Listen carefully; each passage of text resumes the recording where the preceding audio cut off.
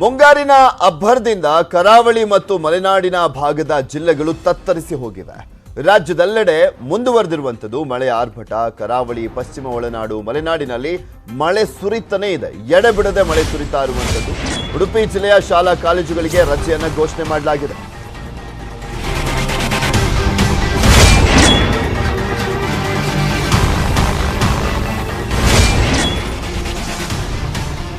ಕರಾವಳಿ, ಪಶ್ಚಿಮ ಒಳನಾಡು, ಮಲೆನಾಡಿನಲ್ಲಿ ಮಳೆ ಸುರಿತಾ ಇದೆ ಧಾರಾಕಾರವಾಗಿ. ಶಿವಮೊಗ್ಗ ಜಿಲ್ಲೆಯಲ್ಲೂ ಕೂಡ ಭಾರಿ ಮಳೆ ಆಗ್ತಾ ಇರುವಂತದ್ದು. ಸಾಗರ, ಹೊಸನಗರ, ತೀರ್ಥಹಳ್ಳಿ, ಶಿವಮೊಗ್ಗದ ತಾಲೂಕುಗಳು ಇವು. ಶಾಲೆಗಳಿಗೆ ರಜೆಯನ್ನ ಘೋಷಣೆ ಮಾಡಲಾಗಿದೆ. ಆ ತಾಲೂಕುಗಳಲ್ಲಿ ದಕ್ಷಿಣ ಕನ್ನಡ ಜಿಲ್ಲೆಯಲ್ಲೂ ಕೂಡ ಶಾಲಾ ಕಾಲೇಜುಗಳಿಗೆ ರಜೆಯನ್ನ ಘೋಷಣೆ ಮಾಡಲಾಗಿದೆ. ಉತ್ತರ ಕನ್ನಡ ಜಿಲ್ಲೆಯಲ್ಲೂ ಕೂಡ ಶಾಲಾ ಕಾಲೇಜುಗಳಿಗೆ ರಜೆಯನ್ನ ಘೋಷಣೆ ಮಾಡಲಾಗಿರುವಂತದ್ದು. ರೆಡ್ ಅಲರ್ಟ್ ಹಿನ್ನೆಲೆಯಲ್ಲಿ ಮುನ್ನೆಚ್ಚರಿಕಾ ಕ್ರಮವಾಗಿ ಉತ್ತರ ಕನ್ನಡ ಜಿಲ್ಲೆಯಲ್ಲಿ ಸತತ 3ನೇ ದಿನ ರಜೆಯನ್ನ ಘೋಷಣೆ ಮಾಡಲಾಗಿದೆ. ಕರಾವಳಿ ಭಾಗದ ಜಿಲ್ಲೆಗಳಾಗಿರುವಂತಹ ದಕ್ಷಿಣ ಕನ್ನಡ, ಉಡುಪಿ, ಉತ್ತರ ಕನ್ನಡದಲ್ಲಂತೂ ನಿರಂತರವಾಗಿ ಮಳೆ ಸುರಿತಾನೆ ಇದೆ. ಇನ್ನು ಹಾಸನ ಜಿಲ್ಲೆಯಲ್ಲೂ ಕೂಡ ಅಷ್ಟೇ 4ನೇ ದಿನ ಭಾರಿ ಮಳೆ ಆಗ್ತಾ ಇದೆ. ಹಾಸನ ಜಿಲ್ಲೆಯ 3 ತಾಲೂಕಿನಲ್ಲಿ ಶಾಲೆಗಳಿಗೆ ರಜೆಯನ್ನ ಘೋಷಣೆ ಮಾಡಲಾಗಿದೆ. ಆ ಪರ್ಟಿಕ್ಯುಲರ್ಲಿ 3 ತಾಲೂಕು ಯಾವುದು ಅಂದ್ರೆ ಸಕಲೇಶಪುರ, ಆಲೂರು, ಅರಕಲಗೂಡು. ಇದು ಮಲೆನಾಡು ಭಾಗದ ತಾಲೂಕುಗಳಾಗಿರುವಂತಹ ಹಿನ್ನೆಲೆಯಲ್ಲಿ ಅಲ್ಲಿ ರಜೆಯನ್ನ ಘೋಷಣೆ ಮಾಡಲಾಗಿದೆ. ಉಳಿದಂತೆ ಈ ಬೇಲೂರಿನ ಒಂದು ಅರ್ಧ ಭಾಗ, ಅರಸೀಕೆರೆ, ಚನ್ನರಾಯಪಟ್ಟಣ, ಹಾಸನ ತಾಲೂಕಿದೆಯಲ್ಲ, ಹೊಳೆನರಸೀಪುರ, ಅಲ್ಲೆಲ್ಲ ಆ ರೀತಿಯಾಗಿ ಧಾರಾಕಾರವಾಗಿ ಮಳೆ ಬರ್ತಾ ಇಲ್ಲ. ಬಟ್ ಅರಕಲಗೂಡು, ಸಕಲೇಶಪುರ, ಆಲೂರಿನಲ್ಲಿ ಸಾಕಷ್ಟು ಪ್ರಮಾಣದಲ್ಲಿ ಮಳೆ ಸುರಿತಾ ಇರುವಂಥದ್ದು. ಇನ್ನು ಕೊಡಗಿನಲ್ಲಿ ಭಾರಿ ಮಳೆಯಿಂದ KRSಗೆ ಭಾರಿ ನೀರು ಹರಿದು ಬರ್ತಾ ಇದೆ. KRSನಿಂದ ಕಾವೇರಿ ನದಿಗೆ ನೀರು ಬಿಡುವಂತ ಮುನ್ಸೂಚನೆ ಇರುವಂತ ಹಿನ್ನೆಲೆಯಲ್ಲಿ ಕಾವೇರಿ ನದಿಯ ತಗ್ಗು ಪ್ರದೇಶದ ಜನರಿಗೆ ಎಚ್ಚರಿಕೆಯನ್ನ ಕೊಡಲಾಗಿದೆ. ನದಿ ದಡದಿಂದ ದೂರ ಹೋಗುವಂತೆ, ಜನ ಜಾನುವಾರು ಸುರಕ್ಷಿತ ಸ್ಥಳಕ್ಕೆ ತೆರಳುವಂತೆ ಸೂಚನೆಯನ್ನು ನೀಡಲಾಗಿದೆ. ಇನ್ನು ಹಾಸನ ಜಿಲ್ಲೆಯ ಮಲೆನಾಡು ಹಾಗೂ ಚಿಕ್ಕಮಗಳೂರಿನಲ್ಲಿ ಭಾರಿ ಮಳೆಯಿಂದ ಹೇಮಾವತಿ ನದಿಗೆ ಒಳಹರಿವಿನಲ್ಲಿ ಭಾರಿ ಹೆಚ್ಚಳವಾಗಿದೆ. ಹೇಮಾವತಿ ಡ್ಯಾಮ್ ಇದೆಯಾ ಅಂದರೆ ಗುರೂರ್ ಡ್ಯಾಮ್ ಇದೆಯಲ್ಲ, ಅಲ್ಲಿಗೆ ಹೆಚ್ಚಿನ ಪ್ರಮಾಣದಲ್ಲಿ ನೀರು ಹರಿದು ಬರ್ತಾ ಇದೆ. ಚಿಕ್ಕಮಗಳೂರು ಭಾಗದಲ್ಲಿ ಧಾರಾಕಾರವಾಗಿ ಮಳೆ ಆಗ್ತಾ ಇದೆ. ಇನ್ನು ಹಾಸನದ ಭಾಗದಲ್ಲೂ ಕೂಡ ಸಾಕಷ್ಟು ಮಳೆ ಸುರಿತಾ ಇರುವಂಥದ್ದು. ಶಿವಮೊಗ್ಗದಲ್ಲೂ ಕೂಡ ಅಷ್ಟೇ ಧಾರಾಕಾರವಾಗಿ ಮಳೆ ಸುರಿತಾ ಇದೆ. ಸೊ ಹೀಗಾಗಿ ಎಲ್ಲ ನದಿಗಳು ಕೂಡ ತುಂಬಿ ಹರಿತಾ ಇರುವಂಥದ್ದು. ಅಪಾಯ ಮಟ್ಟವನ್ನು ಮೀರಿ ಹರಿತಾ ಇದ್ದಾವೆ ಸಾಕಷ್ಟು ಜಿಲ್ಲೆಗಳಲ್ಲಿ. ಸೊ ಹೀಗಾಗಿನೇ ಆ ನದಿ ಪಾತ್ರದ ಜನರಿಗೆ ಎಚ್ಚರಿಕೆಯಿಂದ ಇರುವಂತೆ ಸೂಚನೆಯನ್ನು ಕೊಡಲಾಗಿದೆ. ಇನ್ನು ದಕ್ಷಿಣ ಕನ್ನಡ ಜಿಲ್ಲೆಯಲ್ಲಿ ಗುಡ್ಡ ಕುಸಿದು 3 ಸಾವನ್ನಪ್ಪಿದ್ದಾರೆ. ನಿನ್ನೆ ಒಬ್ಬರು, ಇಂದು 2 ಕಾರ್ಮಿಕರು ಸಾವನ್ನಪ್ಪಿರುವಂಥದ್ದು. ಬಂಟ್ವಾಳ ತಾಲೂಕಿನ ಪಂಜಿಕಲ್ಲು ಗ್ರಾಮದಲ್ಲಿ ಈ ಘಟನೆ ನಡೆದಿದೆ. ದಕ್ಷಿಣ ಕನ್ನಡ ಜಿಲ್ಲೆಯಲ್ಲಿ ಗುಡ್ಡ ಕುಸಿದು 3 ಸಾವನ್ನಪ್ಪಿದಂತಾಗಿದೆ. ನಿನ್ನೆ ಒಬ್ಬರು ಸಾವನ್ನಪ್ಪಿದ್ರು, ಇಂದು 2 ಕಾರ್ಮಿಕರು ಸಾವನ್ನಪ್ಪಿದ್ದಾರೆ. ಬಾಬು, ಸಂತೋಷ್, ಬಿಜು ಮೃತಪಟ್ಟಂತ ಕಾರ್ಮಿಕರು. ಅವರ ಮಾಹಿತಿ ಕೂಡ ಲಭ್ಯವಾಗಿದೆ. ಅವರ ಹೆಸರು ಎಲ್ಲ ಕೂಡ ಈಗ ಮಾಹಿತಿ ಲಭ್ಯವಾಗ್ತಾ ಇರುವಂಥದ್ದು. ಇದು ದಕ್ಷಿಣ ಕನ್ನಡದಲ್ಲಿ ನಡೆದಿರುವಂಥ ಒಂದು ಘಟನೆ. ದಕ್ಷಿಣ ಕನ್ನಡ ಜಿಲ್ಲೆ ಬಂಟ್ವಾಳ ತಾಲೂಕಿನ ಪಂಜಿಕಲ್ಲಿನಲ್ಲಿ ನಡೆದಿರುವಂಥದ್ದು. ನಿನ್ನೆ ರಾತ್ರಿ ಗುಡ್ಡ ಕುಸಿದಿತ್ತು. ಒಬ್ಬ ಅಲ್ಲೇ ಸ್ಥಳದಲ್ಲೇ ಸಾವನ್ನಪ್ಪಿದ್ರು. ಇನ್ನು ಆಸ್ಪತ್ರೆಯಲ್ಲಿ ಚಿಕಿತ್ಸೆಯನ್ನು ಕೊಡಿಸಲಾಗ್ತಾ ಇತ್ತು ಇಬ್ಬರಿಗೆ. ಅವರು ಕೂಡ ಚಿಕಿತ್ಸೆ ಫಲಿಸದೆ ಸಾವನ್ನಪ್ಪಿದ್ದಾರೆ. ಕಾರ್ಲೋ ಎಂಬುವರ ತೋಟದಲ್ಲಿ ಕೆಲಸವನ್ನ ಮಾಡ್ತಾ ಇದ್ರು ಇವರು. ಕೇರಳ ಮೂಲದ ಕಾರ್ಮಿಕರು ಕೆಲಸವನ್ನ ಮಾಡ್ತಾ ಇದ್ರು. ತೋಟದಲ್ಲಿ ಇದ್ದಂತ ಮನೆ ಮೇಲೆ ಕುಸಿದಿತ್ತು ಗುಡ್ಡ. ಸೊ ಈ ಸಂದರ್ಭದಲ್ಲಿ 2ರನ್ನ ಆಸ್ಪತ್ರೆಗೆ ಸೇರಿಸಲಾಗಿತ್ತಲ್ಲ, ಆ 2 ಕೂಡ ಸಾವನ್ನಪ್ಪಿರೋದ್ರ ಬಗ್ಗೆ ಮಾಹಿತಿ ಲಭ್ಯವಾಗ್ತಾ ಇದೆ. ಅವ್ರು ಯಾರ್ಯಾರು ಅನ್ನೋದನ್ನ ಕೂಡ ಹೇಳ್ತಾ ಇದ್ವಿ. ಕೇರಳ ಮೂಲದವರು ಇವರೆಲ್ಲರೂ ಕೂಡ ಅನ್ನುವಂಥ ಮಾಹಿತಿ ಲಭ್ಯವಾಗಿದೆ. ನಿನ್ನೆ ಒಬ್ಬರು ಸಾವನ್ನಪ್ಪಿದ್ರು, ಇಂದು 2 ಕಾರ್ಮಿಕರು ಸಾವನ್ನಪ್ಪಿದ್ದಾರೆ. ಚಿಕಿತ್ಸೆ ಫಲಿಸದೆ ಸಾವನ್ನಪ್ಪಿರುವಂಥದ್ದು. ಗುಡ್ಡ ಕುಸಿದಿತ್ತು ಮನೆ ಮೇಲೆ. ಈ ಸಂದರ್ಭದಲ್ಲಿ ಒಬ್ಬರು ಅಲ್ಲೇ ಸಾವನ್ನಪ್ಪಿದ್ದಾರೆ, ಇನ್ನಿಬ್ಬರು ಆಸ್ಪತ್ರೆಯಲ್ಲಿ ಸಾವನ್ನಪ್ಪಿದ್ದಾರೆ. ಈ ರೀತಿಯಾದಂಥ ಆತಂಕದ ಪರಿಸ್ಥಿತಿ ಆ ಜಿಲ್ಲೆಗಳಲ್ಲಿದೆ, ಕರಾವಳಿ ಭಾಗದ ಜಿಲ್ಲೆಗಳಲ್ಲಿ.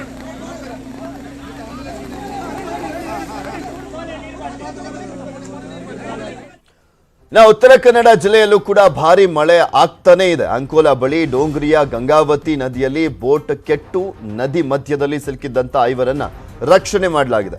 ಗುಳ್ಳಾಪುರದಿಂದ ಡೋಂಗ್ರಿಗೆ ನದಿ ದಾಡ್ತಾ ಇದ್ದಂತ ಜನರನ್ನ ರಕ್ಷಣೆ ಮಾಡಲಾಗಿರುವಂಥದ್ದು.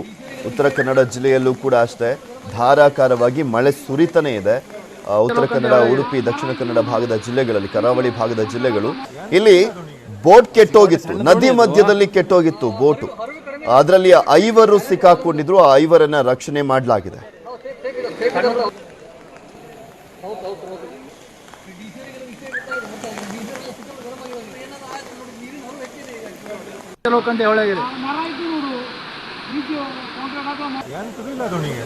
ಸಿಕ್ಕಾಪಟ್ಟೆ ಸಣ್ಣ ದೋಣಿ ಅದು.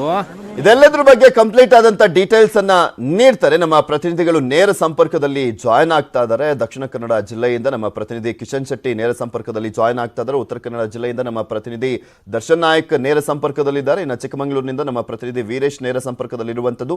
ಮೊದಲಾಗಿ ದಕ್ಷಿಣ ಕನ್ನಡ ಜಿಲ್ಲೆಯಲ್ಲಿ ಹೋಗೋಣ, ಅಲ್ಲಿ ಯಾವ ರೀತಿಯಾದಂತಹ ಪರಿಸ್ಥಿತಿ ಇದೆ ಅಂತ ಮಾಹಿತಿಯನ್ನ ಪಡ್ಕೊಳ್ಳೋಣ. Sir Kishan, good morning. ಧಾರಾಕಾರವಾಗಿ ಮಳೆ ಸುರಿತಾನೇ ಇದೆ ದಕ್ಷಿಣ ಕನ್ನಡ ಜಿಲ್ಲೆಯಲ್ಲಿ.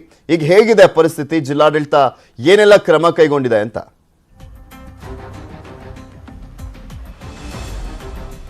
ಪೃಥ್ವಿರಾಜ್, ದಕ್ಷಿಣ ಕನ್ನಡ ಜಿಲ್ಲೆಯಲ್ಲಿ ಎಡೆಬಿಡದೆ ಮಳೆ ಸುರಿಯುತ್ತದೆ. ಈ ಮಳೆಗೆ ಸಾಕಷ್ಟು ಹಾನಿಗೊಳಗಾಗಿರುವಂಥದ್ದು. ಇನ್ನು ಬಂಟ್ವಾಳದಲ್ಲಿ ರಾತ್ರಿ ಒಂದು ಮನೆ ಮೇಲೆ ಗುಡ್ಡ ಕುಸಿತ ಆಗಿದ್ದು, ಅದರಲ್ಲಿ ಇಬ್ಬರು ಸಾವನ್ನಪ್ಪಿದ್ದಾರೆ. ಪಾಲಕ್ಕಾಡ್ನ ಬಿಜು ಮತ್ತೆ ಕೊಟ್ಟಾಯಂನ ಬಾಬು ಎಂಬ ಕಾರ್ಮಿಕರು ಸಾವನ್ನಪ್ಪಿರುವಂಥದ್ದು. ಇನ್ನು ಕಣ್ಣೂರಿನ ಒಬ್ಬ ನಿವಾಸಿ, ಆತ ಆಸ್ಪತ್ರೆಯಲ್ಲಿ ಚಿಕಿತ್ಸೆಯನ್ನು ಪಡೆಯುತ್ತಿದ್ದಾನೆ.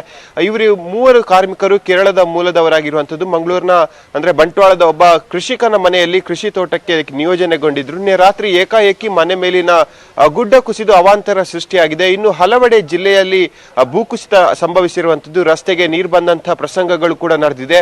ಒಟ್ಟಿನಲ್ಲಿ ಮಂಗಳೂರಿನ ಕೆಲವು ಭಾಗಗಳಲ್ಲಿ ಕಡಲ್ಕೊರೆತ ಸಮಸ್ಯೆ ಕೂಡ ಅತಿ ಹೆಚ್ಚಾಗಿ ಕಾಡ್ತಾ ಇದೆ. ಉಳ್ಳಾಲದ ಬಟ್ಟಪಾಡಿ, ಸೋಮೇಶ್ವರ, ಉಚ್ಚಿಲ ಮತ್ತು ಈ ಭಾಗದ ಸುರತ್ಕಲ್ ಮುಂತಾದ ಪರಿಸರದಲ್ಲಿ ಕಡಲು ಅಬ್ಬರಿಸ್ತಾ ಇದೆ. ಕಡಲು ರಸ್ತೆ ಮತ್ತು ಮನೆಗಳನ್ನು ಆಪೋಷಣಗೊಳ್ತಾ ಇದೆ. ಇವತ್ತು ಮತ್ತು ನಾಳೆ ರೆಡ್ ಅಲರ್ಟ್ ಅನ್ನ ಇಡೀ ಜಿಲ್ಲೆಯಾದ್ಯಂತ ಘೋಷಣೆ ಮಾಡಲಾಗಿರುವಂತದ್ದು. ಹಾಗಾಗಿ ಸತತ 4ನೇ ದಿನವೂ ಕೂಡ ಜಿಲ್ಲೆಯ ಎಲ್ಲಾ ಶಾಲಾ ಕಾಲೇಜುಗಳಿಗೆ ಜಿಲ್ಲಾಧಿಕಾರಿಗಳು ರಜೆಯನ್ನ ಘೋಷಣೆ ಮಾಡಿದ್ದಾರೆ. ಇನ್ನು ಉಳಿದಂತೆ ನದಿ ಪಾತ್ರ ಜನರು ಎಚ್ಚರಿಕೆಯನ್ನು ವಹಿಸಬೇಕೆಂಬ ಮನವಿಯನ್ನು ಕೂಡ ಮಾಡಿರುವಂತದ್ದು. ಯಾಕೆಂದ್ರೆ ಬಂಟ್ವಾಳದಲ್ಲಿ ಜಿಲ್ಲೆಯ ಜೀವನದಿ ನೇತ್ರಾವತಿ ಅಪಾಯದ ಮಟ್ಟವನ್ನ ಹತ್ರ ಬರ್ತಾ ಇದ್ದಾಳೆ. ಯಾಕಂದ್ರೆ ಸುಮಾರು 7.5 ಮೀಟರ್ ಅದು ಅಪಾಯದ ಮಟ್ಟ ಆಗಿರುವಂತದ್ದು. ಸದ್ಯ ಈಗ 7 ಮೀಟರ್ ಹತ್ರ ನೀರಿನ ಹರಿವು ಕೂಡ ಇದೆ. ಹಾಗಾಗಿ ನದಿಗೆ ಯಾರು ಕೂಡ ಇಳಿಬಾರ್ದು, ನದಿ ಪಾತ್ರ ಜನರು ಯಾರು ಕೂಡ ನದಿಗೆ ಬಳಿ ಹೋಗಬಾರ್ದು ಎಂಬ ಮನವಿಯನ್ನು ಕೂಡ ಜಿಲ್ಲಾಧಿಕಾರಿಗಳು ಮಾಡಿಕೊಂಡಿರುವಂತದ್ದು. ಇನ್ನೂ ಮಳೆ ಮುಂದುವರಿಯುವಂತ ಸಾಧ್ಯತೆಗಳನ್ನು ಕೂಡ ಹವಾಮಾನ ಇಲಾಖೆ ಹೇಳಿರುವಂತದ್ದು. ಈ ನಿಟ್ಟಿನಲ್ಲಿ ಜಿಲ್ಲಾಡಳಿತ ಎಲ್ಲ ರೀತಿಯ ಅಗತ್ಯ ಕ್ರಮಗಳನ್ನು ಕೂಡ ಕೈಗೊಂಡಿದೆ. ಇವತ್ತು ಪ್ರಮುಖವಾಗಿ ಜಿಲ್ಲೆಯ ಕೊಡಗು ಮತ್ತೆ ಸುಳ್ಯ ಗಡಿಭಾಗದ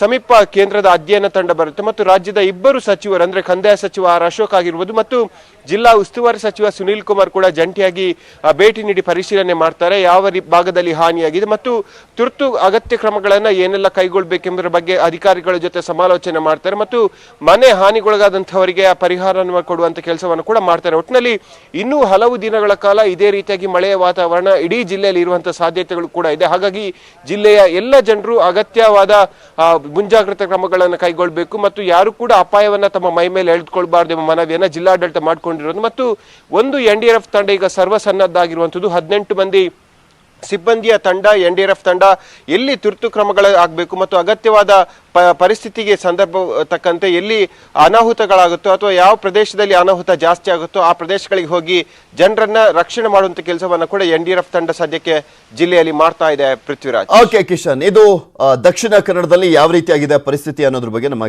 ಪ್ರತಿನಿಧಿ ಕಿಶನ್ ಹೇಳ್ತಾ ಇದ್ರು. ಇನ್ನು ಮತ್ತೊಂದು ಕರಾವಳಿ ಭಾಗದ ಜಿಲ್ಲೆ ಆಗಿರುವಂತ ಉತ್ತರ ಕನ್ನಡ ಜಿಲ್ಲೆಯಲ್ಲಿ ಹೇಗಿದೆ ಪರಿಸ್ಥಿತಿ ಅನ್ನೋದ್ರ ಬಗ್ಗೆ ಮಾಹಿತಿಯನ್ನ ಪಡ್ಕೊಳ್ಳೋಣ. ನಮ್ಮ ಪ್ರತಿನಿಧಿ ದರ್ಶನ್ ನಾಯಕ್ ನೇರ ಸಂಪರ್ಕದಲ್ಲೇ ಇದ್ದಾರೆ. ದರ್ಶನ್, ಉತ್ತರ ಕನ್ನಡ ಜಿಲ್ಲೆಯಲ್ಲೂ ಕೂಡ ಅಷ್ಟೇ ನಿರಂತರವಾಗಿ ಮಳೆ ಸುರಿತಾನೆ ಇದೆ. ಅಲ್ಲಿ ಜಿಲ್ಲಾಡಳಿತ ಯಾವ ರೀತಿಯಾಗಿ ಸ್ಪಂದಿಸ್ತಾ ಇದೆ? ಯಾಕೆಂದ್ರೆ ಮಳೆ ನಿರಂತರವಾಗಿ ಬರ್ತಾ ಇರುವಂತ ಹಿನ್ನೆಲೆಯಲ್ಲಿ ನೆರೆ ಬೇರೆ ಇದೆ. ನೆರೆ ಹೇಗೆಲ್ಲ ಅವಾಂತರ ಸೃಷ್ಟಿ ಮಾಡಿದೆ ಅಲ್ಲಿ? ಪೃಥ್ವಿ, ಉತ್ತರ ಕನ್ನಡ ಜಿಲ್ಲೆಯಲ್ಲಿ ನಿನ್ನೆ ಕೊಂಚ ಮಳೆ ತಣ್ಣಗಾಗಿತ್ತು ಮುಂಜಾನೆ ಹೊತ್ತಲ್ಲಿ. ಆದ್ರೆ ಏನು ಮಧ್ಯಾಹ್ನದ ನಂತರ ಅಂದ್ರಿಂದ ಇಂದಿನವರೆಗೂ ನಿರಂತರವಾಗಿ ಮಳೆ ಸುರಿತಾ ಇದೆ. ಈ ಹಿನ್ನೆಲೆಯಲ್ಲಿ ಉತ್ತರ ಕನ್ನಡ ಜಿಲ್ಲೆಯ ಗಂಗಾವಳಿ ನದಿ ತುಂಬಿ ಹರಿತಾ ಇದೆ. ಉತ್ತರ ಕನ್ನಡ ಜಿಲ್ಲೆಯ ಕರಾವಳಿಯಲ್ಲೂ ಅಷ್ಟೇ ಮಳೆ ಆಗಿದೆ. ಜೊತೆಗೆ ಮಲೆನಾಡಲ್ಲೂ ಸಹ ಸಾಕಷ್ಟು ಮಳೆ ಸುರಿತಾ ಇದೆ. ಬಯಲುಸೀಮೆ ತಾಲೂಕುಗಳಾದ ಹಳಿಯಾಳ, ಮುಂಡಗೋಡದಲ್ಲೂ ಸಹ ಸಾಕಷ್ಟು ಮಳೆ ಸುರಿತಾ ಇದೆ. ಈ ಹಿನ್ನೆಲೆಯಲ್ಲಿ ಉತ್ತರ ಕನ್ನಡ ಜಿಲ್ಲೆಯ ಜೊಯ್ಡಾದಲ್ಲೂ ಸಹ ಸಾಕಷ್ಟು ಅಲ್ಲಿನ ನದಿ ತುಂಬಿ ಹರಿದ್ರಿಂದ ಕೆಲವೊಂದು ಗ್ರಾಮಗಳಿಗೆ ಸಂಪರ್ಕ ಕಡಿತವಾಗಿರತಕ್ಕಂಥದ್ದು. ಜೊತೆಗೆ ಗಂಗಾವಳಿ ನದಿಯಲ್ಲಿ ನಿನ್ನೆ ಒಂದು ದೊಡ್ಡ ಅವಾಂತರವೇ ಸೃಷ್ಟಿಯಾಯಿತು. ಬೋಟ್ ಮೂಲಕ ಗ್ರಾಮವನ್ನ ಸಂಪರ್ಕಿಸ್ತಿದ್ದ 4-5 ಜನರು ನದಿ ಮಧ್ಯದಲ್ಲಿ ಸಿಕ್ಕಿ ಹಾಕಿಕೊಳ್ಳುವಂತ ಒಂದು ಪರಿಸ್ಥಿತಿ ಎದುರಾಯಿತು. ನದಿ ಮಧ್ಯದಲ್ಲೇ ಬೋಟ್ ತಾಂತ್ರಿಕ ದೋಷದಿಂದ ಕೆಟ್ಟು ಹೋಗಿದ್ರಿಂದ ಸಾಕಷ್ಟು ಸಮಸ್ಯೆ ಎದುರಾಯಿತು. ತುಂಬಿ ಹರಿಯುತ್ತಂತ ಗಂಗಾವಳಿ ನದಿಯಲ್ಲಿ ಈ ಜನರು ಸಾಕಷ್ಟು ಸಮಸ್ಯೆ ಎದುರಿಸುವಂತ ಒಂದು ಏನು ಎದುರಾಯ್ತು. ಜೊತೆಗೆ ಇವರನ್ನ ಇಲ್ಲಿನ ಅಗ್ನಿಶಾಮಕ ದಳ ಸಿಬ್ಬಂದಿ ಆಗಿರುವುದು, ಅಲ್ಲಿನ ಪೊಲೀಸ್ ಇಲಾಖೆಯವರ ಸಹಾಯದಿಂದ ಅವರನ್ನ ರಕ್ಷಣೆ ಮಾಡಲಾಯಿತು. ಇವತ್ತು ರೆಡ್ ಅಲರ್ಟ್ ಅನ್ನ ಘೋಷಣೆ ಮಾಡಿದೆ ಹವಾಮಾನ ಇಲಾಖೆಯಿಂದ. ಯಾಕೆಂದ್ರೆ ಇವತ್ತು ಸಾಕಷ್ಟು ಮಳೆ ಬೀಳುವಂತ ಒಂದು ಮುನ್ಸೂಚನೆ ಇದೆ. ಈ ಹಿನ್ನೆಲೆಯಲ್ಲಿ ಉತ್ತರ ಕನ್ನಡ ಜಿಲ್ಲೆಯಾದ್ಯಂತ ಶಾಲೆ ಕಾಲೇಜುಗಳಿಗೆ ರಜೆಯನ್ನು ಸಹ ಘೋಷಣೆ ಮಾಡಲಾಗಿದೆ.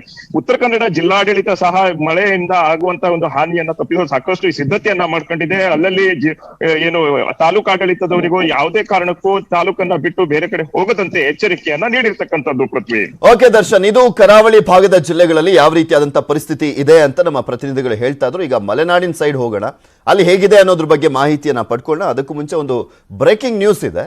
ಚಿಕ್ಕಮಗಳೂರಿನ ಹೊಸಪೇಟೆ ಗ್ರಾಮದ ಹಳ್ಳದಲ್ಲಿ ಕೊಚ್ಚಿ ಹೋಗಿದ್ದಂತ ಬಾಲಕಿ ಸುಪ್ರೀತಾ ಇನ್ನೂ ಕೂಡ ಪತ್ತೆ ಆಗಿಲ್ಲ. 4ನೇ ದಿನವೂ ಕೂಡ ಶೋಧ ಕಾರ್ಯ ಮುಂದುವರೆದಿರುವಂತದ್ದು. SDRF, ಮುಳುಗು ತಜ್ಞರು ಸೇರಿದಂತೆ ಸುಮಾರು 70ಕ್ಕೂ ಹೆಚ್ಚು ಸಿಬ್ಬಂದಿಗಳಿಂದ ಶೋಧ ಕಾರ್ಯವನ್ನ ಮಾಡಲಾಗ್ತಾ ಇದೆ. ಹೊಸಪೇಟೆಯಿಂದ ಮದಗದ ಕೆರೆವರೆಗೂ ಕೂಡ ಬಾಲಕಿಗಾಗಿ ಹುಡುಕಾಡಲಾಗ್ತಾ ಇದೆ, ಆದರೆ ಇನ್ನೂ ಕೂಡ ಪತ್ತೆ ಆಗಿಲ್ಲ. ಸೊ ಅದೇ ಒಂದು ಚಾಲೆಂಜ್ ಆಗಿಬಿಟ್ಟಿದೆ ಅಲ್ಲಿ ಆ ಬಾಲಕಿಯನ್ನ ಹುಡುಕುವಂಥದ್ದು. ಸಾಕಷ್ಟು ಪ್ರಯತ್ನ ಪಡ್ತಾ ಇದ್ದಾರೆ. ಮುಳುಗು ತಜ್ಞರಿದ್ದಾರೆ, ಅಗ್ನಿಶಾಮಕ ದಳದವರಿದ್ದಾರೆ, SDRF ಸಿಬ್ಬಂದಿಯವರಿದ್ದಾರೆ, ಅವರೆಲ್ಲರೂ ಕೂಡ ಪ್ರಯತ್ನ ಪಡ್ತಾ ಇದ್ದಾರೆ, ಬಟ್ ಇನ್ನೂ ಕೂಡ ಸಿಕ್ಕಿಲ್ಲ. ಇದ್ರ ಬಗ್ಗೆ ಮತ್ತಷ್ಟು ಡೀಟೇಲ್ಸ್ ಅನ್ನ ಕೊಡ್ತೀವಿ ನಿಮ್ಗೆ. ಇನ್ನು ಕಾಫಿನಾಡು ಚಿಕ್ಕಮಗಳೂರಿನಲ್ಲಿ ಮಳೆಯ ಆರ್ಭಟ ನಿಲ್ಲುವ ಲಕ್ಷಣ ಕಾಣ್ತಾ ಇಲ್ಲ. ಚಲಿಸ್ತಾ ಇದ್ದಂತ ಕಾರಿನ ಮೇಲೆ ಬೃಹತ್ ಮರದ ಕೊಂಬೆಗಳು ಬಿದ್ದಿರುವಂತ ಘಟನೆ ಮೂಡಿಗೆರೆ ತಾಲೂಕಿನ ಹಳೆ ಮೂಡಿಗೆರೆಯಲ್ಲಿ ನಡೆದಿರುವಂತದ್ದು. ಪವಾಡ ಸದೃಶ ರೀತಿಯಲ್ಲಿ ಕಾರಿನಲ್ಲಿದ್ದವರೆಲ್ಲರೂ ಕೂಡ ಪಾರಾಗಿದ್ದಾರೆ. ಮಾಜಿ ಸಚಿವೆ ಮೋಟಮ್ಮ ಸಹೋದರ ಅನಂತು ಕಾರಿನ ಮೇಲೆ ಕೊಂಬೆಗಳು ಬಿದ್ದಿರುವಂತದ್ದು. ಕೊಂಬೆಗಳು ಬೀಳುವಂತ ದೃಶ್ಯ CCTVಯಲ್ಲಿ ಸೆರೆ ಆಗಿದೆ. ಇದೆಲ್ಲದ್ರ ಬಗ್ಗೆ ಮತ್ತಷ್ಟು ಡೀಟೇಲ್ಸ್ ಅನ್ನ ನೀಡ್ತಾರೆ ನಮ್ಮ ಚಿಕ್ಕಮಗಳೂರಿನ ಪ್ರತಿನಿಧಿ ವೀರೇಶ್. ನೇರ ಸಂಪರ್ಕದಲ್ಲಿ ಜಾಯಿನ್ ಆಗ್ತಾ ಇದ್ದಾರೆ. ವೀರೇಶ್, ಗಮನಿಸ್ತಾ ಇದ್ವಿ ಚಿಕ್ಕಮಗಳೂರಿನಲ್ಲೂ ಕೂಡ ಧಾರಾಕಾರ ಮಳೆ ಸುರಿತಾನೆ ಇದೆ. ಇವತ್ತು ಹೇಗಿದೆ ಪರಿಸ್ಥಿತಿ? ಯಾವ್ಯಾವ ರೀತಿಯಾದಂತಹ ಕ್ರಮವನ್ನ ಕೈಗೊಂಡಿದೆ ಅಲ್ಲಿ ಜಿಲ್ಲಾಡಳಿತ? ಪೃಥ್ವಿ, ನಿರಂತರವಾಗಿ ಚಿಕ್ಕಮಗಳೂರು ಜಿಲ್ಲೆಯ ಮಲೆನಾಡು ಭಾಗದಲ್ಲಿ ಮಳೆ ಸುರಿಯುತ್ತಿರುವಂತದ್ದು. ಮಳೆಯಿಂದ ಒಂದ್ ರೀತಿಯಲ್ಲಿ ಜನಜೀವನ ಸಂಪೂರ್ಣ ಅಸ್ತವ್ಯಸ್ತವಾಗಿರುವಂತದ್ದು. ಜೊತೆಗೆ ಜಿಲ್ಲೆಯಲ್ಲಿರುವ ನದಿಗಳು ಕೂಡ ಒಂದ್ ರೀತಿಯಲ್ಲಿ ಅಪಾಯ ಮಟ್ಟ ಮೀರಿ ಹರಿಯುತ್ತಿರುವಂತದ್ದು. ತುಂಗಾ, ಭದ್ರಾ, ಹೇಮಾವತಿ ನದಿಗಳು ಅರಿವಿನ ಪ್ರಮಾಣದಲ್ಲಿ ಬಹಳ ಏರಿಕೆ ಆಗಿರುವಂತದ್ದು. ಈಗ ಒಂದ್ ರೀತಿಯಲ್ಲಿ ಅಪಾಯ ಮಟ್ಟ ಮೀರಿ ಹರಿತಿದ್ದಾವೆ ನದಿಗಳು. ಜೊತೆಗೆ ಈಗ ಅಲ್ಲಲ್ಲಿ ಮರಗಳು ಕೂಡ ಉರುಳುವಂತ ಘಟನೆಗಳು ಕೂಡ ನಡೀತಿರುವಂತದ್ದು. ಚಿಕ್ಕಮಗಳೂರು ಜಿಲ್ಲೆಯ ಮೂಡಿಗೆರೆ ತಾಲೂಕಿನ ಬಾಳೆಹೊಳೆ ಸಮೀಪ ಒಂದು ರಸ್ತೆಗೆ ಅಡ್ಡಲಾಗಿ ಮರ ಬಿದ್ದಿರುವಂತದ್ದು. ಅಲ್ಲಿಂದ ಸಂಚಾರ ಅಸ್ತವ್ಯಸ್ತ ಕೂಡ ಉಂಟಾಗಿರುವಂತದ್ದು. ಜೊತೆಗೆ ಹಳೆ ಮೂಡಿಗೆರೆ ಭಾಗದಲ್ಲಿ ಚಲಿಸ್ತಿದ್ದಂತ ಒಂದು ಕಾರಿನ ಮೇಲೆ ಮರ ಒಂದು ಬಿದ್ದು ಕಾರ್ ಸಂಪೂರ್ಣ ಜಖಮ್ ಆಗಿರುವಂತದ್ದು. ಅದೃಷ್ಟವಶಾತ್ ಕಾರ್ನಲ್ಲಿದ್ದವರು ಪ್ರಾಣಾಪಾಯದಿಂದ ಪಾರಾಗಿರುವಂತದ್ದು. ಜೊತೆಗೆ ಚಿಕ್ಕಮಗಳೂರು ಜಿಲ್ಲಾದ್ಯಂತ ನಿರಂತರವಾಗಿ ಮಳೆ ಸುರಿತಿದೆ. ಬಿಟ್ಟು ಬಿಡದೆ ಸುರಿತಿರುವಂತ ಮಳೆಯಿಂದ ಒಂದ್ ರೀತಿಯಲ್ಲಿ ಜನರು ಕಂಗಾಲಾಗಿರುವಂತದ್ದು. ಯಾಕಂದ್ರೆ ಕಳೆದ 3-4 ವರ್ಷಗಳಿಂದಲೂ ಕೂಡ ಸಾಕಷ್ಟು ಮಳೆ ಆಗ್ತಿರುವಂತದ್ದು. ಅನಾಹುತಗಳು ಕೂಡ ಸಾಕಷ್ಟು ಸಂಭವಿಸ್ತಿರುವಂತದ್ದು. ಭೂಕುಸಿತ, ರಸ್ತೆ ಕುಸಿತಗಳು ಕೂಡ ಸಾಕಷ್ಟು ಆಗ್ತಿರುವಂತದ್ದು. ಈಗ ನಿರಂತರ ಮಳೆಗೆ ಒಂದ್ ರೀತಿಯಲ್ಲಿ ಮಲೆನಾಡಿಗರು ಒಂದು ಚಿಂತೆಗೆ ಈಡಾಗಿರುವಂತದ್ದು. ಜೊತೆಗೆ ಈಗ ಹೊಸಪೇಟೆ ಗ್ರಾಮದಲ್ಲಿ ಏನು ಹಳ್ಳದಲ್ಲಿ ಕೊಚ್ಚಿ ಹೋಗಿದ್ದಂತ ಬಾಲಕಿಯ ಶೋಧ ಕಾರ್ಯ ಕೂಡ ಇವತ್ತು ಕೂಡ ಮುಂದುವರೆದಿರುವಂತದ್ದು. 3 ದಿನ ಆದ್ರೂ ಕೂಡ ಯಾವುದೇ ರೀತಿಯ ಸುಳಿವು ಸಿಗ್ತಾ ಇಲ್ಲ. ಹಾಗಾಗಿ SDRF ತಂಡ ಜೊತೆಗೆ ಅಗ್ನಿಶಾಮಕ ದಳದ ಸಿಬ್ಬಂದಿಗಳು, ಈಜುಪಟುಗಳು, ಜೊತೆಗೆ ಸ್ಥಳೀಯರು ಕೂಡ ನಿರಂತರವಾಗಿ ಶೋಧ ಕಾರ್ಯ ಮಾಡ್ತಿದ್ದಾರೆ. ಆದ್ರೆ 3 ದಿನಗಳಿಂದಲೂ ಕೂಡ ಬಾಲಕಿಯ ಮೃತದೇಹ ಪತ್ತೆ ಆಗಿಲ್ಲ. ಹಾಗಾಗಿ ಇವತ್ತು ಕೂಡ ಶೋಧ ಕಾರ್ಯ ಈಗಾಗಲೇ 7 ಗಂಟೆಯಿಂದಲೂ ಕೂಡ ಆರಂಭಿಸಿರುವಂತದ್ದು. ಹೊಸಪೇಟೆ ಗ್ರಾಮದಿಂದ ಏನು ಮದಗದ ಕೆರೆಗೆ ತಲುಪುತ್ತೆ ಆ ಹಳ್ಳ, ಅಲ್ಲಿವರೆಗೂ ಕೂಡ ಬ್ಯಾಚ್ ವೈಸ್ ಆಗಿ ಎಲ್ಲಾ ಕಡೆನೂ ಕೂಡ ಒಂದ್ ರೀತಿಯಲ್ಲಿ ಹುಡುಕಾಟ ನಡೆಸ್ತಿರುವಂತದ್ದು. ಸುಮಾರು 70ಕ್ಕೂ ಹೆಚ್ಚು ಸಿಬ್ಬಂದಿಗಳು ಈಗ ಬಾಲಕಿಯ ಶೋಧ ಕಾರ್ಯದಲ್ಲಿ ತೊಡಗಿರುವಂತದ್ದು. ಜೊತೆಗೆ ಈಗ ಜಿಲ್ಲಾಡಳಿತ ಕೂಡ ಎಲ್ಲಾ ರೀತಿಯ ಅಲರ್ಟ್ ಆಗಿರುವಂತದ್ದು. ಕಂದಾಯ ಇಲಾಖೆ ಅಧಿಕಾರಿಗಳು ಕೂಡ ಅಲರ್ಟ್ ಆಗಿರುವಂತದ್ದು. ಸಹಾಯವಾಣಿಗಳು ಕೂಡ ತೆಗೆದಿರುವಂತದ್ದು. ಜೊತೆಗೆ ಎಲ್ಲ ಕಡೆ ಕೂಡ ಅಧಿಕಾರಿಗಳು ಅಲರ್ಟ್ ಆಗಿರುವಂತೆ ಜಿಲ್ಲಾಧಿಕಾರಿಗಳು ಸೂಚನೆ ಮಾಡಿರುವಂತದ್ದು. ಜೊತೆಗೆ ಮುಂಜಾಗ್ರತಾ ಕ್ರಮವಾಗಿ ಈಗಾಗಲೇ 4 ದಿನಗಳ ಕಾಲ ಶಾಲೆಗಳಿಗೆ ಜಿಲ್ಲಾಧಿಕಾರಿ ರಜೆ ಘೋಷಣೆ ಮಾಡಿ ಆದೇಶ ಮಾಡಿರುವಂತದ್ದು. ಹಾಗಾಗಿ ಇವತ್ತು ಕೂಡ ಶಾಲೆಗೆ ರಜೆಯನ್ನ ಮುಂದುವರಿಸಿರುವಂತದ್ದು. Prithvi. Okay, thank you Veeresh. Kishan ಹಾಗೆ ದರ್ಶನ್, ನಿಮ್ಮೆಲ್ಲ ಅಪ್ಡೇಟ್ಸ್ಗಾಗಿ. ದಾವಣಗೆರೆಯಲ್ಲಿ ವರ್ಣನ ಅಬ್ಬರ 3 ದಿನಗಳಿಂದ ಎಡೆಬಿಡದೆ ಸುರಿತಾನೆ ಇದೆ. ದಾವಣಗೆರೆಯಲ್ಲೂ ಕೂಡ ಜಿಟಿ ಮಳೆ. ಜಿಲ್ಲೆಯಲ್ಲಿ ಯೆಲ್ಲೋ ಅಲರ್ಟ್ ಅನ್ನ ಘೋಷಣೆ ಮಾಡಲಾಗಿದೆ. ಜಿಲ್ಲಾಡಳಿತ ಯೆಲ್ಲೋ ಅಲರ್ಟ್ ಅನ್ನು ಘೋಷಣೆ ಮಾಡಿದೆ. ಮೈದುಂಬಿ ಹರಿತಾ ಇರುವಂಥದ್ದು ತುಂಗಾ ಭದ್ರಾ ನದಿ. ಹರಿಹರದ ಉಕ್ಕಡಗಾತ್ರಿ ದೇವಸ್ಥಾನದ ಸ್ನಾನಘಟ್ಟ ಮುಳುಗಡೆ ಆಗಿದೆ. ನದಿಗೆ ಯಾರು ಕೂಡ ಇಳಿಯದಂತೆ ತಾಲೂಕು ಆಡಳಿತ ಸೂಚನೆಯನ್ನ ಕೊಟ್ಟಿರುವಂಥದ್ದು. ದಾವಣಗೆರೆಯಲ್ಲೂ ಕೂಡ ಧಾರಾಕಾರವಾಗಿ ಮಳೆ ಸುರಿತಾನೇ ಇದೆ. ಸೊ ಹೀಗಾಗಿ ಅಲ್ಲಿ ಯೆಲ್ಲೋ ಅಲರ್ಟ್ ಅನ್ನ ಘೋಷಣೆ ಮಾಡಲಾಗಿದೆ ದಾವಣಗೆರೆ ಜಿಲ್ಲೆಯಲ್ಲಿ. ಇನ್ನು ಕೊಡಗು ಜಿಲ್ಲೆಯಲ್ಲಿ ರಾತ್ರಿ ಇಡೀ ಸುರಿದಂತ ಮಳೆ, ಕಾವೇರಿ ನದಿ ಹರಿವಿನಲ್ಲಿ ಮತ್ತಷ್ಟು ಹೆಚ್ಚಿದೆ ನೀರಿನ ಪ್ರಮಾಣ. ನಾಫಕ್ಲೋ, ಕೊಟ್ಟಮುಡಿ, ಕುಶಾಲನಗರ ಸೇರಿದಂತೆ ಕೆಲವೆಡೆ ಪ್ರವಾಹದ ಭೀತಿ ಇದೆ. ಅಪಾಯದ ಮಟ್ಟವನ್ನು ಮೀರಿ ಹರಿತಾ ಇರುವಂಥದ್ದು ಕಾವೇರಿ ನದಿ. ಚೆರಿಯ ಪರಂಬು ಕಲ್ಲು ಮೊಟ್ಟೆ ರಸ್ತೆ ಮೇಲೆ ಹರಿತಾ ಇರುವಂಥದ್ದು ಕಾವೇರಿ ಪ್ರವಾಹದ ನೀರು ನಾಫಕ್ಲೋ ಮುರ್ನಾಡು ರಸ್ತೆ ಮೇಲೆ ಹರಿತಾ ಇರುವಂಥ ಹಿನ್ನೆಲೆಯಲ್ಲಿ ಅಲ್ಲಿನ ಜನಕ್ಕೆ ಆತಂಕ ಇದೆ. ಸೊ ಹೀಗಾಗಿ ಎಚ್ಚರಿಕೆಯನ್ನ ಕೂಡ ಕೊಡಲಾಗಿದೆ. ಕಾವೇರಿ ನದಿ ಪಾತ್ರದ ಗ್ರಾಮಗಳ ಜನರು ಮತ್ತೊಂದೆಡೆ ಆತಂಕದಲ್ಲಿರುವಂಥ ಹಿನ್ನೆಲೆಯಲ್ಲಿ ಶಿಫ್ಟ್ ಮಾಡುವಂಥ ನಿಟ್ಟಿನಲ್ಲೂ ಕೂಡ ಅಲ್ಲಿ ಸೂಚನೆಯನ್ನ ನೀಡುವಂಥ ಸಾಧ್ಯತೆ ಇರುವಂಥದ್ದು. ಹಾರಂಗಿ ಜಲಾಶಯಕ್ಕೆ ಅಪಾರ ಪ್ರಮಾಣದಲ್ಲಿ ಒಳ ಹರಿವು ಬರ್ತಾ ಇರುವಂಥ ಹಿನ್ನೆಲೆಯಲ್ಲಿ ಹಾರಂಗಿ ಪಾತ್ರದಲ್ಲೂ ಕೂಡ ಹೆಚ್ಚಿದೆ ಆತಂಕ.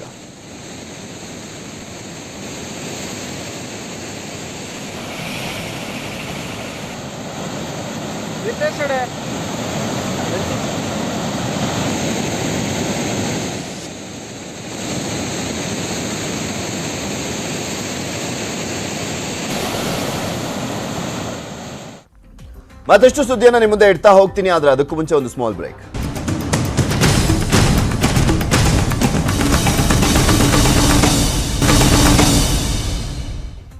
Welcome back. ನೇಣು ಬಿಗಿದ ಸ್ಥಿತಿಯಲ್ಲಿ ಗೃಹಿಣಿಯ ಶವ ಪತ್ತೆಯಾಗಿದೆ. ಗೃಹಿಣಿಯ ಕುಟುಂಬದಿಂದ ಗಂಡನ ಮೇಲೆ ಕೊಲೆ ಆರೋಪವನ್ನ ಮಾಡಲಾಗಿದೆ. ಮಂಡ್ಯದ ಶ್ರೀರಂಗಪಟ್ಟಣದ ಗೆಂಡೆ ಹೊಸಹಳ್ಳಿ ಗ್ರಾಮದಲ್ಲಿ ನಡೆದಿರುವಂತಹ ಘಟನೆ ಇದು. ನೇಣು ಬಿಗಿದ ಸ್ಥಿತಿಯಲ್ಲಿ ಗೃಹಿಣಿಯ ಶವ ಪತ್ತೆಯಾಗಿದೆ. ಗೃಹಿಣಿಯ ಕುಟುಂಬದಿಂದ ಗಂಡನ ಮೇಲೆ ಕೊಲೆ ಆರೋಪವನ್ನು ಮಾಡಲಾಗ್ತದೆ. ಮಂಡ್ಯದ ಶ್ರೀರಂಗಪಟ್ಟಣದ ಗೆಂಡೆ ಹೊಸಹಳ್ಳಿ ಗ್ರಾಮದಲ್ಲಿ ನಡೆದಿರುವಂತಹ ಘಟನೆ ಇದು. ಕೆಆರ್ ಪೇಟೆಯ ಮೂಡನಹಳ್ಳಿ ಗ್ರಾಮದ ಯೋಗಿತಾ 9 ವರ್ಷಗಳ ಹಿಂದೆ ರವಿ ಎಂಬುವರ ಜೊತೆ ಯೋಗಿತಾ ಮದುವೆ ಆಗಿತ್ತು. ಯೋಗಿತಾಗೆ ಅನೈತಿಕ ಸಂಬಂಧವಿದೆ ಅಂತ ಹೇಳಿದ್ನಂತೆ ಗಂಡ. ಈ ಅನುಮಾನದ ಕಾರಣದಿಂದಲೇ ಕೊಲೆ ಆಗಿದೆಯಾ ಏನೋ ಗೊತ್ತಿಲ್ಲ, ಆ ಅನುಮಾನ ಅಂತೂ ಇದ್ದೇ ಇರುತ್ತೆ. ಅನುಮಾನದಿಂದ ಪತಿ ರವಿ ಕೊಲೆ ಮಾಡಿ ಪರಾರಿಯಾಗಿದ್ದಾನೆ ಅಂತ ಯೋಗಿತಾ ಕುಟುಂಬದವರು ಆರೋಪವನ್ನೇ ಮಾಡ್ತಾ ಇದ್ದಾರೆ. ಅವನೆಲ್ಲಾದ್ರೂ ಪರಾರಿ ಆಗಿದ್ರೆ ಯಾಕೆ ಎದುರಬೇಕಾಗಿತ್ತು ಅನ್ನುವಂಥ ಪ್ರಶ್ನೆ ಬರುತ್ತೆ. ಆತ ಇದರ ಹಿಂದೆ ಇಲ್ಲ, ಕೊಲೆ ಮಾಡಿಲ್ಲ ಅನ್ನೋದಾಗಿದ್ರೆ ಇದ್ದಿರೋನು ಅಲ್ಲೇನೆ, ಆದರೆ ಓಡೋಗಿದ್ದಾನಂತೆ. ಸೊ ಸಹಜವಾಗಿ ಅನುಮಾನ ಇನ್ನಷ್ಟು ಬಿಲ್ಡ್ ಆಗುತ್ತೆ. ಗೆಂಡೆ ಹೊಸಹಳ್ಳಿ ಗ್ರಾಮದಲ್ಲಿ ಪ್ರಕ್ಷುಬ್ಧ ವಾತಾವರಣ ಇದೆ. ಅರಕೆರೆ ಪೊಲೀಸ್ ಠಾಣಾ ವ್ಯಾಪ್ತಿಯಲ್ಲಿ ಪ್ರಕರಣ ನಡೆದಿರುವಂಥದ್ದು.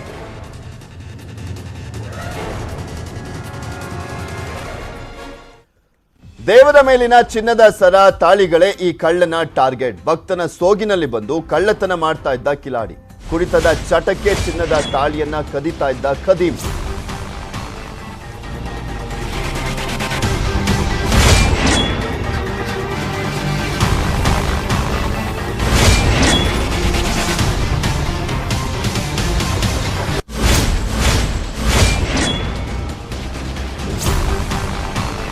ಕಳ್ಳರಿಗೆ ಯಾವ ಕೆಲಸ ಆದ್ರೇನು ಮಾಡ್ತಾ ಇರೋದೇ ತಪ್ಪಲ್ವಾ?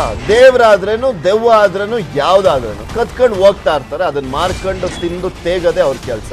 ಇಲ್ಲಿ ದೇವಸ್ಥಾನಗಳಲ್ಲಿ ಇರುವಂತ ತಾಳಿ ಚಿನ್ನದ ಸರಗಳು ಅದನ್ನೇ ಕೂಡ ಬಿಡ್ತಾ ಇರ್ಲಿಲ್ವಂತೆ, ಟಾರ್ಗೆಟ್ ಮಾಡ್ಲಾಗ್ತಾ ಇತ್ತಂತೆ. ಅದನ್ನ ಮಾರ್ತಹಳ್ಳಿ ಪೊಲೀಸರಿಂದ ಕಳ್ಳ ಚಂದ್ರನನ್ನ ಬಂಧನ ಮಾಡಲಾಗಿದೆ. ಬೆಳ್ಳಂಬೆಳಗ್ಗೆ ದೇವಸ್ಥಾನಗಳಿಗೆ ತೆರಳಿ ಕಳ್ಳತನಕ್ಕೆ ಪ್ಲಾನ್ ಮಾಡ್ತಾ ಇದ್ದ. ದೇವಸ್ಥಾನದಲ್ಲಿ ಯಾರು ಇಲ್ಲದಾಗ ನುಗ್ಗಿ ಕಳ್ಳತನವನ್ನ ಮಾಡ್ತಾ ಇದ್ದ. ಚೌಡೇಶ್ವರಿ ದೇವಸ್ಥಾನದಲ್ಲಿ ದೇವರ ತಾಳಿಯನ್ನ ಕದ್ದಿದ್ದ ಚಂದ್ರು. ಕುಡಿತದ ಚಟಕ್ಕೆ ದಾಸನಾಗಿದ್ದ ಚಂದ್ರು. ಕಳ್ಳತನದ ದೃಶ್ಯ ಸಿಸಿಟಿವಿಯಲ್ಲಿ ಸೆರೆಯಾಗಿದೆ. ನಿಮಗೆ ತೋರಿಸ್ತಾ ಇದೀವಿ. ಸಿಸಿಟಿವಿಯಲ್ಲಿ ಸೆರೆಯಾಗಿರುವಂತ ದೃಶ್ಯಾವಳಿಯನ್ನ ಗಮನಿಸಬಹುದು. ಭಕ್ತರ ರೂಪದಲ್ಲಿ ಬಂದು ಅಲ್ಲಿ ತಾಳಿಯನ್ನ ಕತ್ಕೊಂಡು ಯಾವ ರೀತಿಯಾಗಿ ಹೋಗ್ತಾನೆ ಅನ್ನುವಂಥದ್ದನ್ನ ಗಮನಿಸಬಹುದು. ಅಲ್ಲಿ ಸಿಸಿಟಿವಿ ಇತ್ತು, ಸಿಕ್ಕಾಕೊಂಡ. ಈ ಹಿಂದೆನೂ ಕೂಡ ಸಾಕಷ್ಟು ಈ ರೀತಿಯಾಗಿ ಮಾಡಿದ್ದಾನೆ ಅಂತ ಕಾಣಿಸುತ್ತೆ. ಬಟ್ ಇಲ್ಲಿ ಸಿಸಿಟಿವಿ ಇತ್ತಲ್ಲ, ಹಂಗಾಗಿ ಸಿಕ್ಕಾಕೊಂಡಿದ್ದಾನೆ. ಜುಲೈ 4ರ ಬೆಳಗ್ಗೆ 7:30 ಸುಮಾರಿಗೆ ಮಾರತಹಳ್ಳಿಯಲ್ಲಿರುವಂಥ ಚೌಡೇಶ್ವರಿ ದೇವಸ್ಥಾನದಲ್ಲಿ ಕಳ್ಳತನವನ್ನು ಮಾಡಿದ್ದ. ಬೆಳಗ್ಗೆ ದೇವರಿಗೆ ಕೈ ಮುಗಿಯುವ ನೆಪದಲ್ಲಿ ಬಂದಿದ್ದ ಆಸಾಮಿ ಪೂಜಾರಿ ಗರ್ಭಗುಡಿಯಿಂದ ಹೊರಗೆ ಹೋಗ್ತಿದ್ದಂತೆ ಕೈ ಚಳಕವನ್ನು ತೋರಿಸಿದ್ದಾನೆ.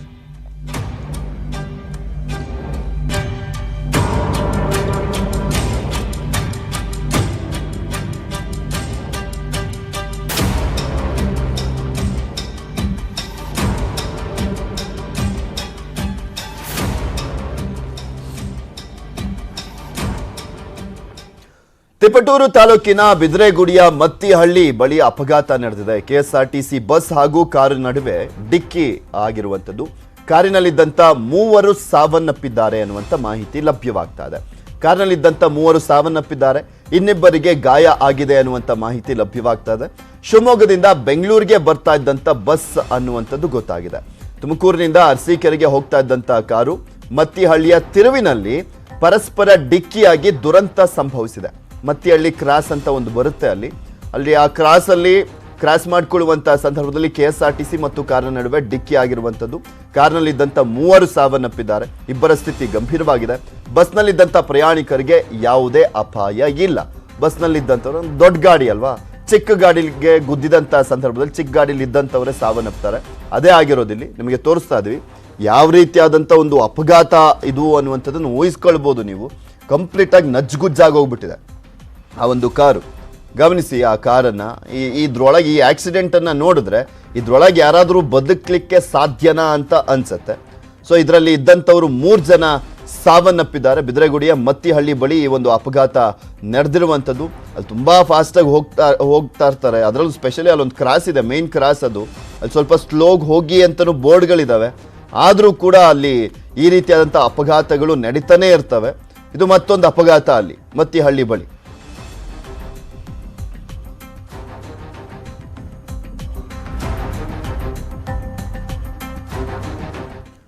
ನಿರ್ದೇಶಕಿ ಲೀನಾ ಮಣಿಮೆಖಲೈ ಮತ್ತೊಂದು ವಿವಾದ. ಕಾಳಿಮಾತೆ ಕೈಯಲ್ಲಿ ಸಿಗರೆಟ್ ಬಳಿಕ ಮತ್ತೊಂದು ವಿವಾದ ಗೊತ್ತಾಗ್ತಾ ಇದೆ. ಶಿವ ಪಾರ್ವತಿ ಸಿಗರೆಟ್ ಹಿಡಿದಿರುವಂತ ಫೋಟೋವನ್ನ ಟ್ವೀಟ್ ಮಾಡಿರುವಂಥದ್ದು. ನಿರ್ದೇಶಕಿ ಲೀನಾ ಮಣಿಮೆಖಲೈ ಮತ್ತೊಂದು ವಿವಾದ. ಕಾಳಿಮಾತೆ ವಿಚಾರಕ್ಕೆ ಸಂಬಂಧಪಟ್ಟಂತೆ ನಿಮ್ಗೆ ಗೊತ್ತಿದೆ, ಸಿಗರೆಟ್ ಅನ್ನ ಸೇದಿದಂತ ವಿಚಾರಕ್ಕೆ ಸಂಬಂಧಪಟ್ಟಂತೆ ಯಾವ ರೀತಿಯಾದಂತ ಆಕ್ರೋಶ ವ್ಯಕ್ತವಾಗಿತ್ತು ದೇಶದಾದ್ಯಂತ ಅನ್ನೋದನ್ನ ಗಮನಿಸಿದ್ರು. ಈಗ ಶಿವ ಪಾರ್ವತಿ ಸಿಗರೆಟ್ ಹಿಡಿದಿರುವಂತ ಫೋಟೋವನ್ನ ಟ್ವೀಟ್ ಮಾಡಿರುವಂಥದ್ದು. ಶಿವ ಪಾರ್ವತಿ ವೇಷಧಾರಿಗಳು ಸಿಗರೆಟ್ ಹಿಡಿದಿರುವಂತ ಫೋಟೋ ಜೊತೆಗೆ ಎಲ್ಲೋ ಒಂದು ಕಡೆ ಅಂತ ಟ್ವೀಟ್ ಮಾಡಿರುವಂತ ಲೀನಾ ಮಣಿಮೆಖಲೈ ಟ್ವೀಟ್ ವಿವಾದಕ್ಕೆ ಮತ್ತೆ ಹಿಂದೂಗಳು ಕಿಡಿಕಾರ್ತಿದ್ದಾರೆ. ಅದೇನ್ ಚಟನ ಏನೋ, ಮೋಸ್ಟ್ಲಿ ಬಿಟ್ಟು ಪ್ರಚಾರ ತಗೊಳ್ಬೇಕು ಅಂತನೋ ಏನೋ ಗೊತ್ತಿಲ್ಲ. ಈ ಲೀನಾ ಮಣಿಮೆಖಲೈ ಅನ್ನೋಳು ಇಲ್ಲಿ ಪದೇ ಜನರ ಭಾವನೆಗಳಿಗೆ ಧಕ್ಕೆ ತರುವಂತ ಕೆಲಸವನ್ನ ಮಾಡ್ತಾನೆ ಇದ್ದಾಳೆ ಈಕೆ ನಿರ್ದೇಶಕಿ. ಈಗ ಆಲ್ರೆಡಿ ಗಮನಿಸಿದ್ರಿ ಕಾಳಿಮಾತೆ ವಿಚಾರಕ್ಕೆ ಸಂಬಂಧಪಟ್ಟಂತೆ ಯಾವ ರೀತಿಯಾಗಿ ವಿವಾದ ಆಗಿತ್ತು ಅಂತ. ಸೈಲೆಂಟ್ ಆಗಿರ್ತಾರೆ ಅಂತ ಆಡಿದ್ದೇ ಆಟ ಅಂತ ಕಾಣಿಸುತ್ತೆ. ಆಲ್ರೆಡಿ ಆಕ್ರೋಶ ವ್ಯಕ್ತಪಡಿಸಿದ್ದಾರೆ. ಒಂದ್ಸಲಿ ಹೆಂಗಾದ್ರೂ ತಿರುಗಿ ಬಿದ್ರೆ ಏನಾಗುತ್ತೆ ಅನ್ನೋದ್ರ ಬಗ್ಗೆ ಅರಿವಿಲ್ಲ ಅಂತ ಕಾಣಿಸುತ್ತೆ. ಇನ್ನುವೆ ಅದೇನಾದ್ರೂ ಬಿಸಿ ಮುಡ್ಸ್ಬಿಟ್ರೆ ಮೋಸ್ಟ್ಲಿ ಸರಿ ಆಗ್ಬೋದೇನೋ. ಲೀನಾ ಮಣಿಮೆಖಲೈ ಆಲ್ರೆಡಿ ಗಮನಿಸಿದ್ರಿ, ಕೆಲವರ ಭಾವನೆಗಳಿಗೆ ಧಕ್ಕೆ ಆದಂತ ಸಂದರ್ಭದಲ್ಲಿ ಏನೇನೆಲ್ಲ ಆಗಿತ್ತು ಅನ್ನೋದನ್ನ ಗಮನಿಸಿದ್ದೀರಾ. ಇಲ್ಲಿ ಬಹುಸಂಖ್ಯಾತರ ಭಾವನೆಗಳಿಗೆ ಧಕ್ಕೆ ತರ್ತಾ ಇದ್ದಾರೆ ಲೀನಾ ಮಣಿಮೆಖಲೈ. ಇವೆಷ್ಟು ಈ ಕ್ಷಣದವರೆಗಿನ ಸುದ್ದಿಗಳು. ನೋಡ್ತಾ ಇರಿ News 18 ಕನ್ನಡ. ಜಾಲ ನಮ್ಮದು, ಬಲ ನಿಮ್ಮದು. ಈ ವಾರ್ತೆಯ ಮುಖ್ಯ